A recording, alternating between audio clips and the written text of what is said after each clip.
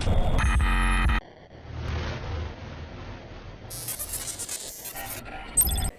day all, my name is Adipele Bruno, the host, and today we'll be talking about gender-based violence.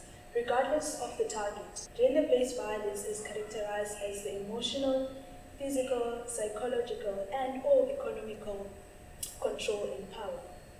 In June 2018, the South African Government Abuse Agency revealed shocking statistics on the increase of femicide cases in the country, which have increased by a percentage of 117 between 2015 and 2017. The number of people who get sexually assaulted or who experience sexual offense increase almost every day. This causes more and more people to refrain from doing ordinary daily activities due to the fear of such crimes. Gender-based violence is a very sensitive and difficult topic in our communities, which forces us to come to terms with the fact that one person or who can inflict so much pain on another. Today, we are joined by Ms. Vuyolwe Tundita, a gender-based violence counselor. Welcome, Sisi. How are you doing today? I'm very well, thanks. How are you doing? I'm also fine, thank you. Please introduce yourself and tell us about the department that you're coming from. I am Vuyolwe Tundita. As you have mentioned, I am from the Transformation Office and I work as a gender-based violence counselor. Can you please tell us more about the services that you guys offer to students? The Transformation Office, let us first go to the purpose. The purpose of the office, it is to promote institutional transformation and a culture that promotes diversity as well as social inclusion. So our interventions, they focus mainly on human dignity, equality, fairness, non-sexism and non-racism.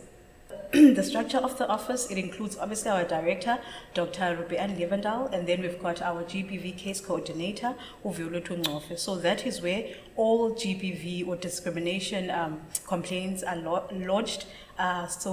Uvulutu Ngofe is the go-to person, or if you're not using the tool that is on the student portal. And then you've got myself, Vuyolwe Tundita, as the counselor. I offer psychological support, obviously, to complainants, as well as when they go to the disciplinary hearing. I also offer support there and run the GBV Female Survivor Support Group. And then we've got the investigator, which is Rachel Chasakara. So every case that needs to be every case that needs to be investigated is done by Rachel Chasakara. And then lastly, we've got our equality intern, Dan Danisa, which is the Singamadota Positive Masculinity. He runs the Positive Masculinity programs. Thank you so much for highlighting that.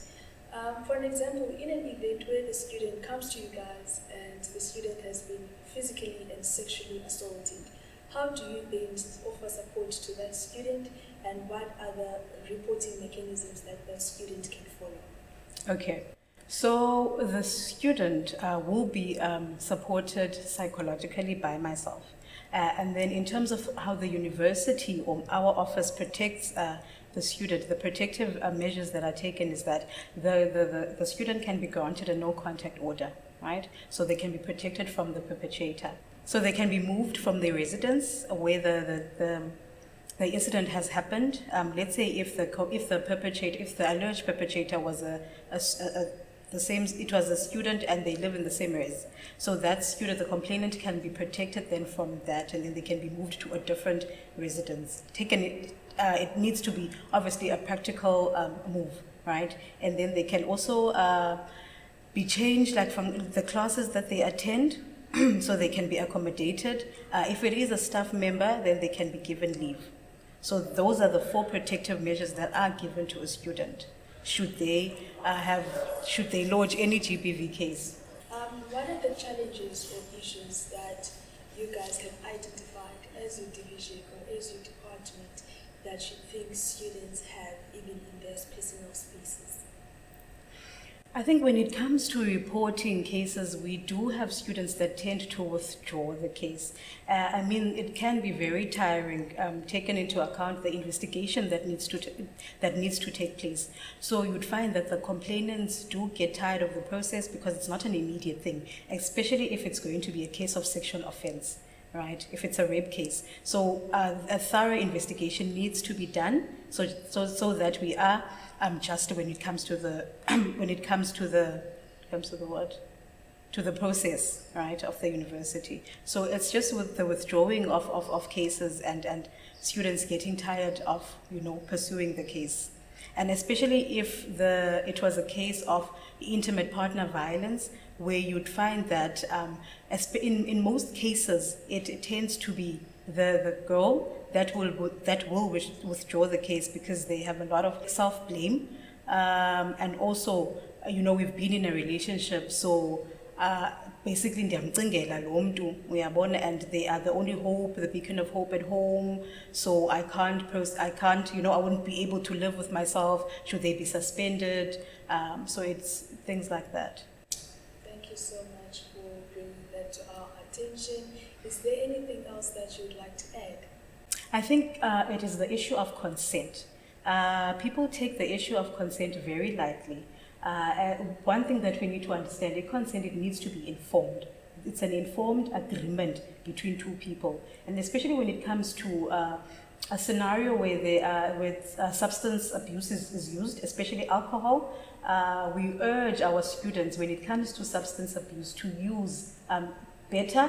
use the substance in a way that that you can control your substance rather than abusing, the substance. I always say it's either you find yourself being the perpetrator or you find yourself being the victim when you are going to abuse your alcohol. So I think, and so when it comes to substance abuse and consent, make sure that if you're going to have any sexual intercourse or anything like that with the person, make sure that you consent, it is reached. And remember that two drunk people can't consent. So if you find that one person is sober and the other one is drunk, tend not to have any sexual relations, because that can be regarded as rape. And yeah, I think that's that. Thank you so much, Mrs. Buyo, for your time. Let's say that our students, they want to follow you. How can they reach you? Do you have any social media platforms that they can follow in order to reach you and your colleagues? They can go on to our Amanda Nemeza Facebook page. They can send us an inbox, and also you can email myself or .ndida@mandela.ac.za. Thank you so much, Sis Buyo, for joining us today. And may God bless and strengthen everyone in your department so that you can continue to do the good work that you are doing for Nelson Mandela University community. Let us all be advocates and be involved in gender-based violence, in gender-based violence education. Break the silence. Thank you so much for joining us and for watching. Till next time. More love from my side to you. Bye.